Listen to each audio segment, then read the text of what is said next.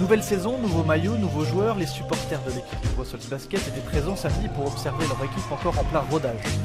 Surprise du championnat l'an passé, après avoir atteint les demi-finales perdues face à Alost, l'équipe de la capitale sait désormais qu'elle sera attendue au tournant. On va devoir prouver qu'on n'a pas volé, c'était pas de la chance ce qui s'est passé la saison passée, donc ça va, je pense, être notre premier objectif.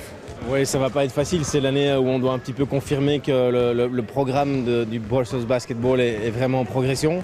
Et ne serait-ce que se stabiliser, ce serait déjà une grosse performance.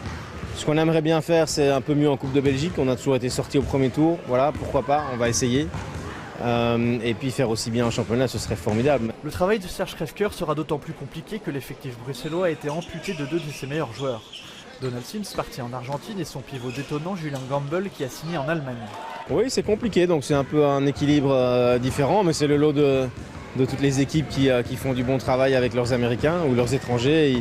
Gamble, il est à Bonn, il a un contrat qui est différent du nôtre dans une ligue supérieure. Voilà, c'est le lot de toutes les équipes. Surtout Gamble, c'était le point d'ancrage de notre attaque.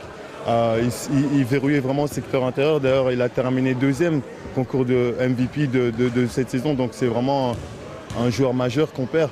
Mais je crois qu'on y gagne en collectif. Plusieurs joueurs sont en revanche venus renforcer l'effectif cet été. Le meneur Augustas Petjukevicius qui volait en Espagne. Et puis 3 Américains, sans surprise, le pivot Jeremy Simons qui va revenir de blessure. L'arrière très prometteur, Chris Do, champion de Pro B avec Hier Toulon. Enfin Chavogan Lewis qui volait en Lituanie, qui commence tout doucement à s'intégrer.